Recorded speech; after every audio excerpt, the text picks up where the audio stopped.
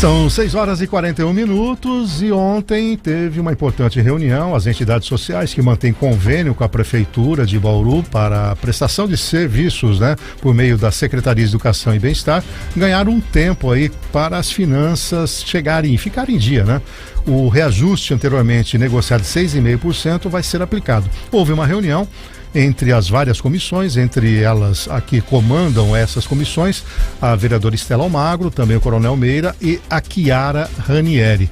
E a propósito disso, nós recebemos aqui nos nossos estúdios a vereadora Chiara, que participou ativamente e vai trazer um resumo do que aconteceu ontem e qual é a boa notícia para as entidades. Mais uma vez, bom dia, obrigado por estar conosco aqui, Chiara. Bom dia.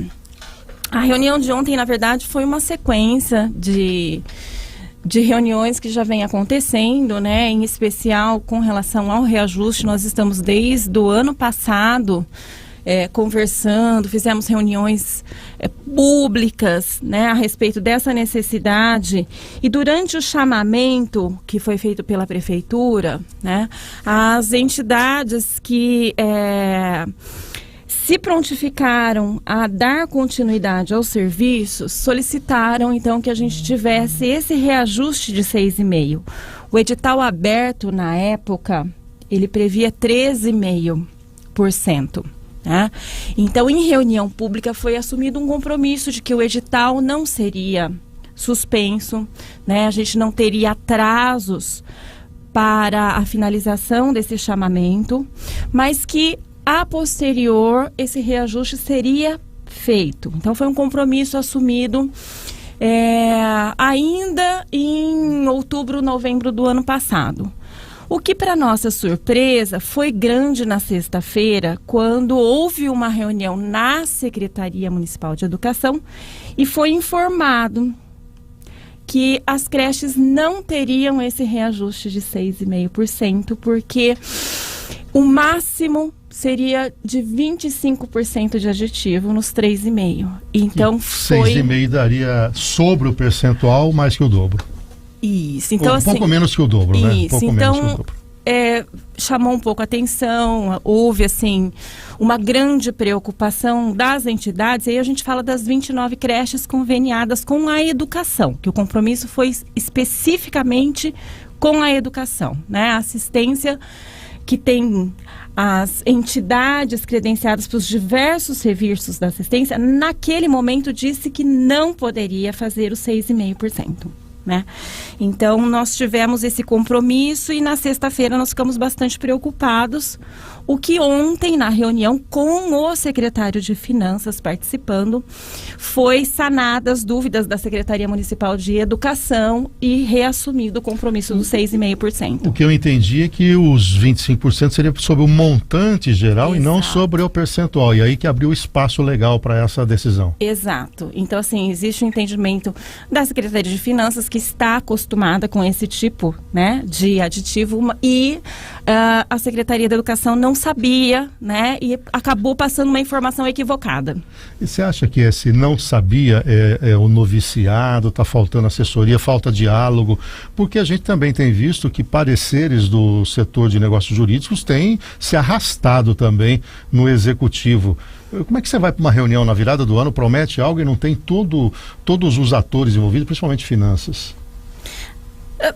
Naquele momento, anterior, imagina o seguinte: estava o procurador-geral do município, estava finanças. Então, não foi uma reunião só entre Secretaria de Educação e Bem-Estar Social. Não, estavam. E houve um compromisso assumido. Então, de repente, a gente tem uma notícia, olha, não vai ser possível, dá a sensação de que nós fizemos um desserviço, ao promover uma reunião pública, ter um compromisso assumido, e as entidades participaram do chamamento com essa previsão do 6,5%, porque os 6,5% ainda já não são suficientes, Você imagina que a gente tem dissídio de professor e tudo mais. Lorena, haja pastelada. Não, haja pastelada, ação, bazar, feira, que as entidades precisam se virar e dar seus pulos para conseguir pagar as contas. Exatamente. Então, ontem as dúvidas foram sanadas, o compromisso foi reassumido e nós ficamos mais tranquilos com relação à educação. Agora, tem outro problema, que é em relação às SEBs. Porque o primo rico é a educação. E a SEBs não é primo rico. Exato. Como é que está ali? Porque são mais, 30 e poucas entidades lá? São 37. 37. E são entidades que prestam serviços extremamente relevantes, algumas inclusive na área que dá uma assistência à saúde, as pessoas que precisam, que mais precisam, inclusive. Exato. E como é que fica aí? Ou não fica? O 6,5, na época da discussão, já foi colocado que não seria possível fazer 6,5 para todos os tipos de serviços, né? Porque cada entidade presta um serviço, né? Na perspectiva do SUAS, e aí cada serviço tem as suas especificidades e foi feito, então, uma proposta de reajuste diferentes. Então, nós temos entidades que prestam serviços que ficou aí em torno dos 3,5, e nós temos entidades que também prestam outros tipos de serviços, né, e que teve esse reajuste A maior. Mas houve a clareza na época do chamamento, né? Então não teve essa confusão de que é 3,5, mas nós vamos chegar em 6,5. Não teve esse compromisso. Então foi tudo muito às claras. O que nós tivemos com relação às entidades é que houve uma competitividade entre as entidades.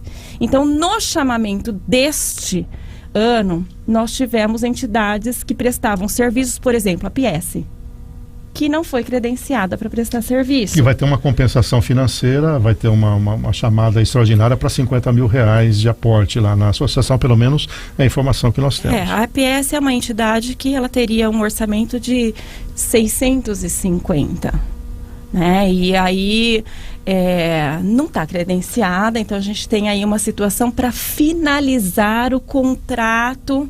Porque ficou um resíduo de 13º e tudo mais. Algumas entidades, essa foi uma das pautas da nossa reunião.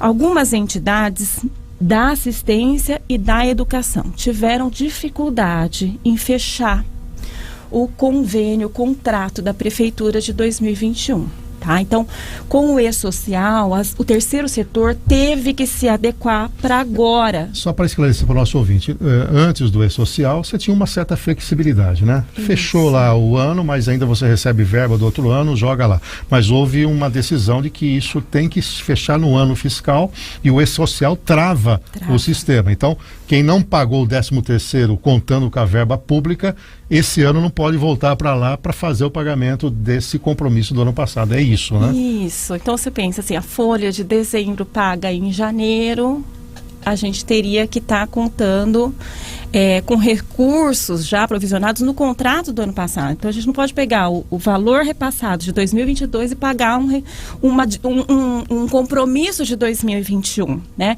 E aí nós tivemos algumas entidades. Então veja bem, das 37 entidades da assistência, nós tivemos 8 que não conseguiram. E da educação, das 29 creches, 4 que não conseguiram. Então, assim, como é que nós podemos ajudar nesse momento? Porque é um problema muito sério, né? A gente fala de folha de pagamento, pandemia, a pastelada que não aconteceu, né? Então, mas é uma série de situações. Agora, algumas delas correm o risco de fecharem as portas? Ou pela sua avaliação? Existe? Esse risco é real?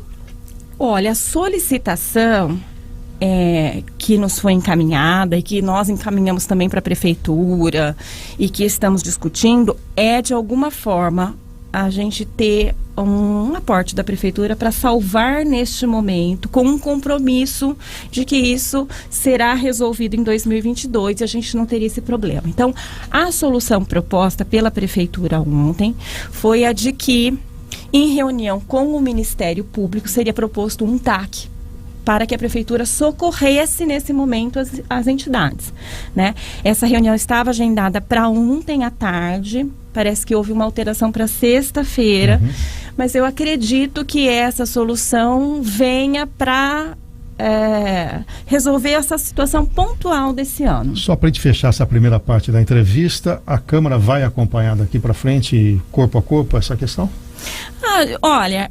Através da sua comissão, certamente. Né? Sim, o que a gente se preocupa, né, é que essa questão de adequação, a grande maioria das entidades conseguiram se adequar, né? Quem não se adequou é realmente porque não conseguiu, né? Então, assim, a gente está falando de uma excepcionalidade, né? De uma ajuda num momento de pandemia. Isso não quer dizer que a Câmara seja favorável à Prefeitura estender as mãos todas as vezes que alguma entidade, por mais importante que ela seja, ela não consiga se adequar. Então, a gente tem que considerar que é um momento de pandemia. Então, a Câmara também se posiciona no seguinte sentido: sempre foi possível, mas a partir de agora não é mais. Então, precisamos dessa adequação este ano. Exatamente. Perfeito. São 6h52. A Chiara Ranieri fica conosco aqui até o fim do programa. Vamos tratar de outros temas envolvendo a política. Chiara, uma situação difícil, né? É uma decisão que tem que ser tomada. A suspensão pode gerar desconfiança adicional. Por outro lado, tem pais que querem vacinar. É difícil, né? E você que atua no setor público, tomar decisão coletiva não é tarefa para poucos, não, né? Não é tarefa para muitos, né? São poucos, né? Não é. Mas a gente sempre tem que lembrar que os pais têm a autonomia de vacinar neste momento ou aguardar um pouco, né?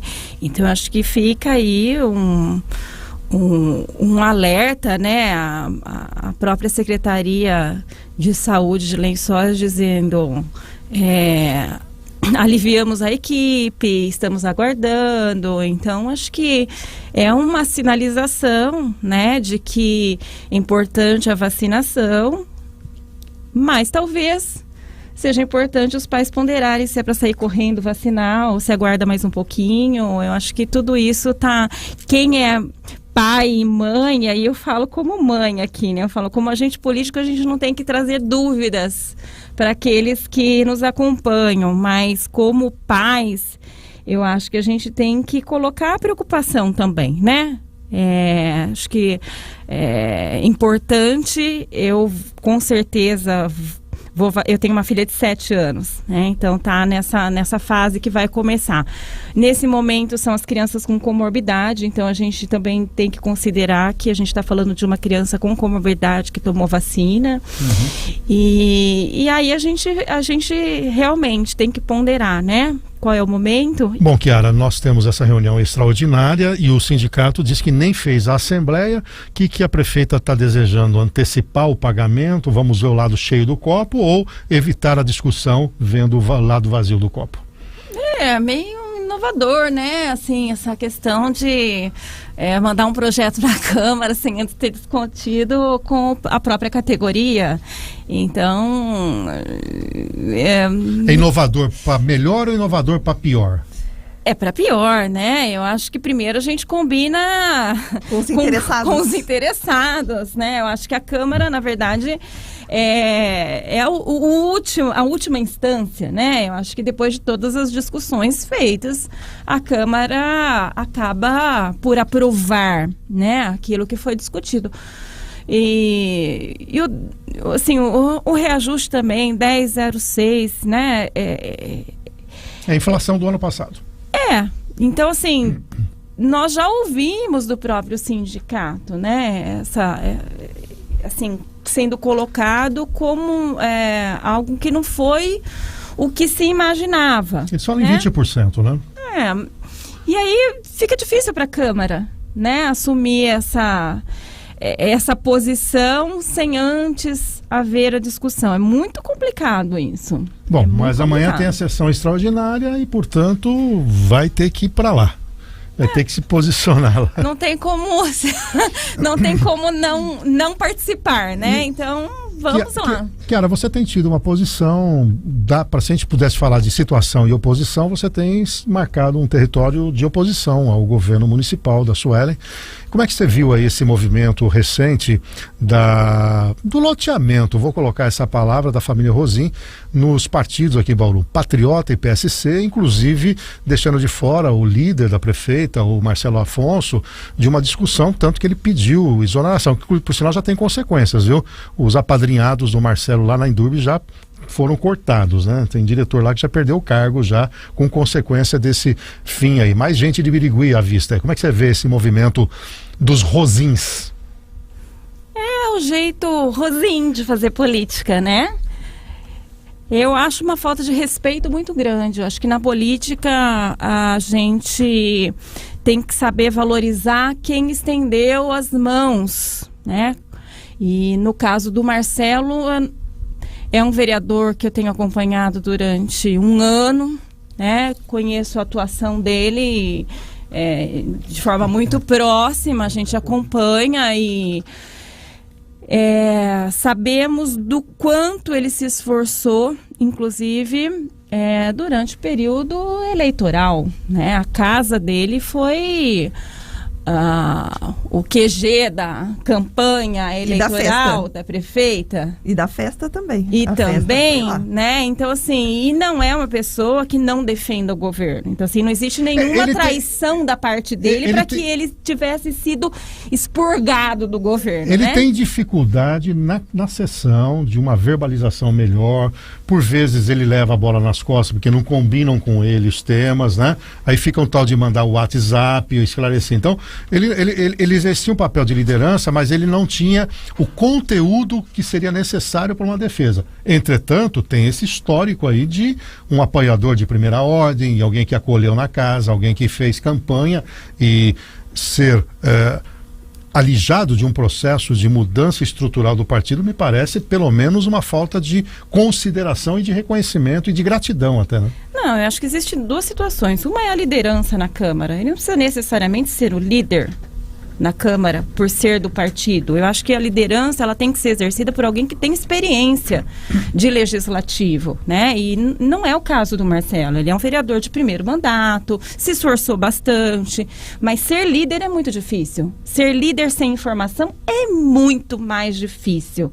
Eu não sei se vocês se lembram, mas eu fui líder do governo Gazeta nos 3 primeiros meses de governo. Quem mandou não estudar? E deixei a liderança justamente porque esse papel de ser líder sem ter informação é muito difícil. Tanto que você teve uma ruptura, né? Porque houve um apoio, eu tenho até vídeos do Segala, que é do seu partido, defendendo o Gazeta, houve uma composição e rapidamente vocês perceberam a que veio o Gazeta naquela oportunidade, né? Quem sabe o Marcelo também esteja percebendo, né? E acho que...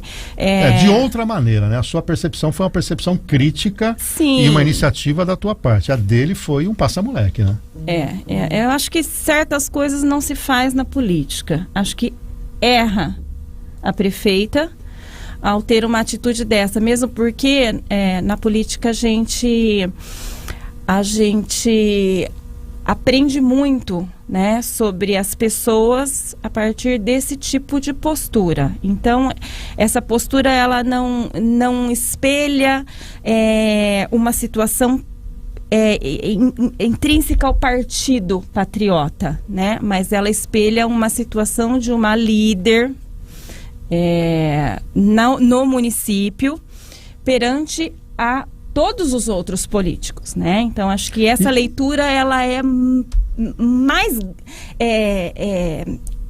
importante do que um fato interno do partido. Corroborando com isso, não sei como é que você vê, né? É legítimo, todo cidadão pode, independente de ser pai, mãe e tal. Mas a gente já sabia, né? Que a mãe dela, a Lúcia Rosim, tinha ali um olhar político. Até outro dia provoquei ela que o tempo vai dizer. Depois veio toda aquela coisa, tá usando o fundo social. Aí se aproxima o pai da prefeita, que a gente tem informação que era um articulador de bastidor, mas assume a 3ª vice-presidência de um partido. Aí chega o cunhado, né? Quer dizer, dá a impressão que é um projeto de poder. Não sei se você tem essa mesma leitura. É legítimo, eles podem, como cidadão, se candidatar, mas é muita sede ao pote num período tão muito curto. Né? Eles podem o que eles quiserem, né? Agora precisa combinar com quem vai permitir, né? Esse tipo de assunção, né? Vamos dizer assim, vai assumir um poder, mas precisa combinar. Precisa ver se nós vamos deixar. Perfeito. E olha só, a Prefeitura de Bauru publicou no Diário Oficial hoje decreto da situação de emergência em saúde pública em razão do aumento de casos das doenças infecciosas virais respiratórias Covid-19 e influenza. O último decreto de emergência venceu dia 31 de dezembro. Esse decreto tem validade de 90 dias e traz como principais orientações a intensificação por parte de todos os estabelecimentos das ações de limpeza, disponibilização de álcool em gel 70% em todos os ambientes do estabelecimento, do início até o final de cada turno, a adoção preferencialmente de ventilação natural, com a finalidade de promover a renovação do ar, e a utilização obrigatória do uso de máscara em todos os locais fechados e abertos da cidade. O decreto também recomenda o cancelamento ou adiamento de eventos com grande participação de pessoas enquanto perdurar a situação de emergência em saúde pública aqui em Bauru. No caso da impossibilidade do cumprimento da orientação de cancelamento ou adiamento, recomenda-se no decreto que o evento não ultrapasse o limite de 70% da capacidade do público do estabelecimento. Kiara, a prefeita esqueceu que tinha que publicar um decreto no início do ano? Deu essa impressão. Porque venceu dia 31, era normal que logo na sequência você tinha um novo decreto ou até um anúncio público dizendo não tem mais decreto. Eu acho que a ida dela, nós sabemos se vai para o Rio de Janeiro, para a Espanha, tirou o eixo aí e não teve esse posicionamento aí. Você só dá risada. Né? Acho que esqueceu, é um governo um pouquinho esquecido, né? Eu lembro do começo do ano passado, né? Os decretos que não saíam, a gente estava acostumado com decreto a todo momento. Havia um exagero do Gazeta, né? Mas assim... Mas tinha uma orientação prévia, as pessoas já se programavam para as coisas, e agora é meio no susto, né? Sem dúvida. Kiara, em relação à SEI da educação, né? Você é presidente da Comissão de Educação e ela vai ser apreciada agora em fevereiro, algum tipo de articulação de bastidor ou vai mesmo para a plenária para esse assunto ser discutido lá? Lembrando então para o nosso ouvinte que em função das compras de fim de ano, para cumprir a lei de responsabilidade fiscal, o vereador Borgo acabou pedindo uma SEI, né, para apreciar a matéria, né, investigar isso e tudo mais. Tiveram as assinaturas suficientes para emplacar o pedido, agora depende de uma assinatura adicional na plenária.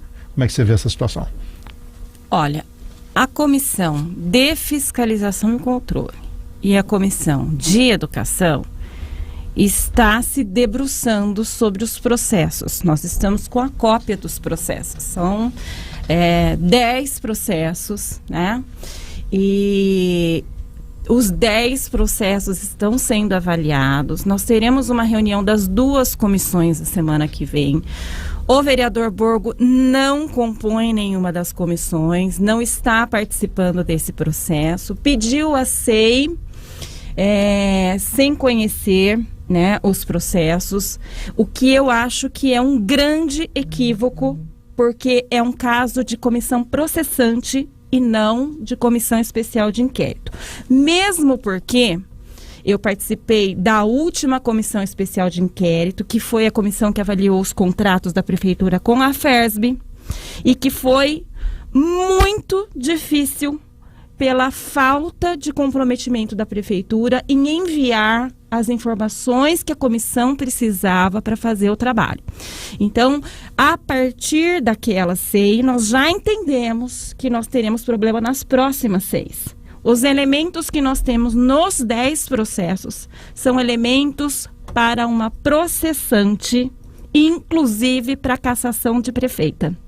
Agora, a SEI não poderia encaminhar para ter o caminho de sugestão da processante, ou você entende que ganharia tempo já indo direto à processante? Eu acho que nós temos que trabalhar com os instrumentos que prevêem prazos específicos na Câmara, e aí a gente tem o artigo 18, que tem aí um prazo de 15 dias para que a Prefeitura responda, prorrogáveis por mais 15, né? Então eu acho que é um instrumento que prevê prazos, o que nós não vimos durante a SEI, nenhum, como nós tivemos documentos que 30% dos documentos não chegaram até o final dos trabalhos, e é uma comissão que tem a previsão de 3 meses de trabalhos, né? Então ela tem que se encerrar, né? E quando a gente fala de de uma fiscalização como essa, eu acredito que nós temos os elementos mais importantes para apresentar um pedido de comissão processante, né? E nós temos, sim, na Câmara, eu acredito que o entendimento da grande maioria dos vereadores de que os 34 milhões de reais empregados na compra de prédios que não vão melhorar a qualidade da educação municipal é algo que chama muito atenção e que merece uma investigação. A semana que vem nós vamos ter um grande trabalho da Comissão de Fiscalização e da Comissão de Educação, com o acompanhamento dos vereadores que quiserem participar, no sentido de entenderem com profundidade a gravidade do que está acontecendo aqui em Bauru. Perfeito. E o Chiara, bom, eu estou lendo aqui a questão envolvendo esse pedido de cassação da prefeita. Foi uma ação popular, tutela de evidência de sustação de decreto executivo, empreitado pelo Pedro Valentim. Ele, como inclusive é membro do Comissão de Usuários, pelo que eu li aqui rapidamente, está alegando que o Conselho de Usuário não foi ouvido, né? Olha aqui. Para o valor, tá agindo comissiva e abusivamente por não ouvir o Conselho Popular em questão de sufragar contra o exercício pleno da cidadania. Quer dizer, na verdade essa reunião por reajuste foi pronta, né? É isso aqui, nós já fizemos um acordo com as empresas e botou isso de imediato, o reajuste dos 15%, né? Olha... Mais uma. Mais uma inovação, né? Então, assim, vai chover pedido de cassação desse jeito, né? Então, uma hora em placa, né? Difícil. Chiara, pra gente fechar com você, que eu tinha em dúvida para falar, mas vou lá pro Rodrigo Garcia. E aí, hein? Como é que você tá com o Rodrigo Garcia? O DEM foi pro PSDB, você tem uma relação. Inclusive, essa provocação do meu amigo, o diretor da CIB, o Rui Rocha. Pergunta para ela sobre o Rodrigo Garcia. E aí? Ai, Rodrigo Garcia. O que você vai fazer? Lembrando que o Rodrigo Garcia é o candidato oficial do PSDB. Há uma ala do PSDB já querendo puxar o tapete Digamos dele. Digamos que é o candidato do Dória. Candidato do Dória, não do PSDB. Bem colocado, Lorena. E aí, vai com o Dória, então? Casou com o Dória? Olha... Saia do muro, não seja tucana. Vamos lá. Eu sou DEM... Eu era, né? Agora meu partido já não tá mais, assim, vamos dizer, sendo chamado de DEM. Virou um mega de um partido, né? Chamado União Brasil, com a fusão do DEM e do PSL. E o Rodrigo, que era, na verdade, a referência nossa aqui em Bauru, eu falo, no estado de São Paulo, a gente tem, assim, as lideranças partidárias sendo responsáveis por regiões, né? E aqui na região de Bauru, no caso do DEM, o deputado que, vamos dizer assim, cuidava dessa região não era o Rodrigo Garcia, mas Bauru sempre foi o Rodrigo Garcia, pela amizade que nós sempre tivemos, né? E a saída do Rodrigo, lógico, que me deixou assim um pouco, vamos dizer, perdida, porque realmente era referência, né, dentro do partido. Está no PSDB, eu entendo os motivos de estar no PSDB, e eu acho que é importante a gente dizer o seguinte: a gente já liga muito o Rodrigo ao Dória, porque ele foi vice do Dória, mas ele foi secretário de Estado 3 vezes do Alckmin. Né? Então, assim, a gente vê uma linha do Rodrigo muito alinhada, né? Muito, assim, parecida com o estilo Alckmin, né? Então, assim, eu acho que o Rodrigo, ele é um político muito completo, né? Porque tem a experiência de legislativo, né? De deputado estadual, presidente de assembleia, deputado federal, secretário estadual, de áreas importantes, né? Como desenvolvimento social, como habitação. Então, assim, ele tem uma bagagem muito grande. E como vice-governador, como secretário de governo, né? Eu acho que trabalhou ativamente durante esse período de governo Dória, respeita muito o Dória, a gente entende, né?